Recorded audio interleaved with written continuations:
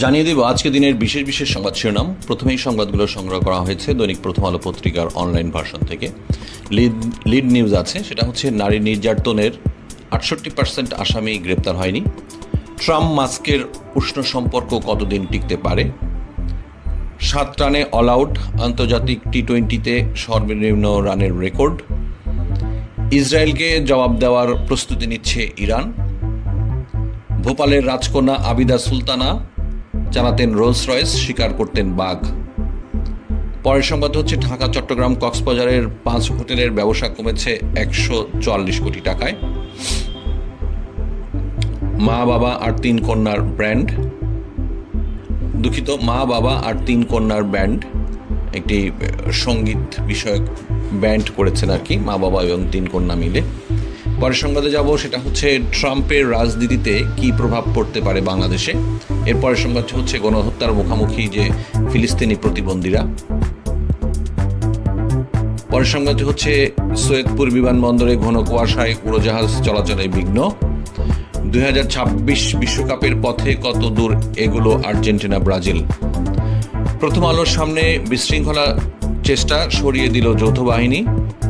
পরের সংবাদগুলো হচ্ছে নির্বাচন কবে সেই ঘোষণা হবে প্রধান উপদেষ্টার পক্ষ থেকে, বাকিদের কথা ব্যক্তিগত বলেছেন প্রেস উইং। পরের সংবাদটি হচ্ছে 7 তারকার অতিথিশালায় অতিথি হাসিনা কই, একটি মতামত। এর পরের সংবাদটি হচ্ছে ট্রেড ইউনিয়ন করার শর্ত শিথিল সহ শ্রম অধিকারের 11 দফা বাস্তবায়ন চায় যুক্তরাষ্ট্র। পরের সংবাদটি হচ্ছে সংযুক্ত আরব আমিরাতে নিখোঁজ কোগানের মরদেহ পাওয়া গেছে। দৈনিক ইত্তেফাক পত্রিকার অনলাইন ভার্সনের লিড নিউজ। প্রথমে আছে জানুয়ারিতে ছাত্রদের নতুন রাজনৈতিক দল ঘোষণা। এখানে আমরা নাহিদ ইসলামের এবং আসিফের একটি ছবি আমরা দেখতে পাচ্ছি। পরের সংবাদটি হচ্ছে ব্রাজিলে বাস খাদে পড়ে নিহত 23। পরের সংবাদটি হচ্ছে এসডিজি কার্যক্রমে যুক্ত হচ্ছে ডক্টর ইউনূসের 3G তত্ত্ব। এরপরের সংবাদটি হচ্ছে 4 মাসে এডিপি বাস্তবায়ন মাত্র 7.90%। পরের সংবাদটি হচ্ছে থমথমে উত্তরপ্রদেশের সন্তল, স্কুল কলেজ ইন্টারনেট বন্ধ।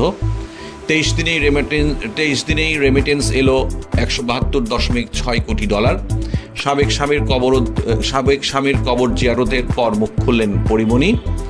ইসরায়েলে 340টি ক্ষেপণাস্ত্র ড্রোন ছুড়ল হিজবুল্লাহ হামলা। সোমবার ঢাকার যেসব মার্কেট বন্ধ। আজ বিশ্ব নারী নির্যাতন প্রতিরোধ দিবস। পরিবারেই বেশি নির্যাতনের শিকার হয় নারী। বৈষম্যের বিরোধী ছাত্র আন্দোলন। রিপনের মৃত্যুর কারণ নিয়ে ধোঁয়াশা, 122 দিন পর মরদেহ উত্তোলন।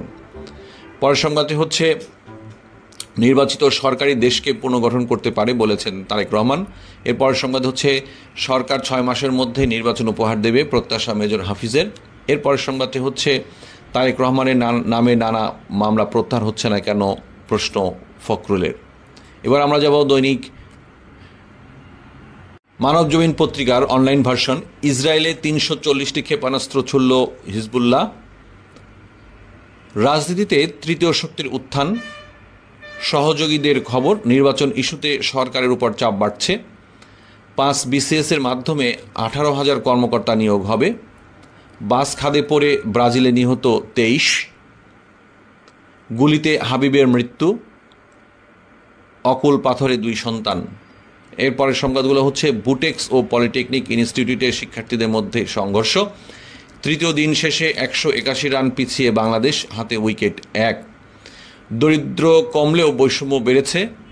বান্দরবানে সেনা অভিযানে KNF-এর 3 সদস্য নিহত। সম্পদের হিসাব 1 মাস সময় পাচ্ছে সরকারি কর্মকর্তারা। একটি কনসার্টে খুন এবং যৌন হয়রানির দায় কার। টপ অর্ডার আর কত ভোগাবে। রাজীবকে টপকে চূড়ায় হাসান। বিয়ের প্রস্তুতি শুরু। শেষ দেখা হলো না। কোহলির সেঞ্চুরি। লিডের পাহাড়ে ভারত। বিমানবন্দরে নুরুল কবিরকে হয়রানির ঘটনায় পুলিশের দুঃখ প্রকাশ।